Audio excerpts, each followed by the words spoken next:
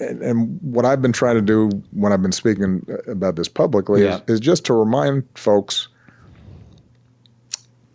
just as was true during the McCarthy era and has been true throughout our history, what's required in these situations is a few folks standing up and giving courage to other folks, and then more people stand up and kind of go like, yeah, no, that's not who we are. That's not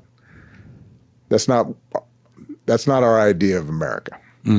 We don't want masked,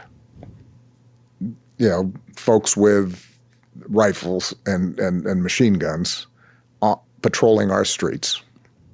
Yeah. We want cops on the beat who know the neighborhood and the kids around, and that's how we keep the peace around here. We don't want kangaroo courts and trumped up charges. That's what happens in other places that we used to scold for doing that.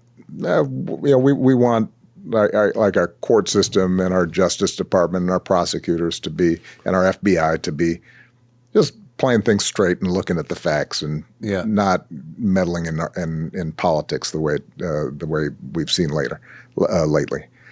And I think if enough people start not just being in a fetal position, but also not worrying about it and detached from it, but being vigilant, but also saying, you know what, enough of this shit.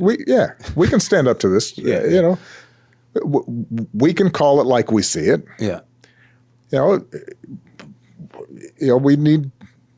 We need people who have whatever platforms they have to be able to say, no, that's not who we are, and to be willing to get attacked on X by whoever for doing that. And it's not easy. Ce site peut vraiment vous aider à améliorer votre compréhension écrite et orale de l'anglais. Grâce à l'IA, il découpe les phrases en segments faciles à comprendre.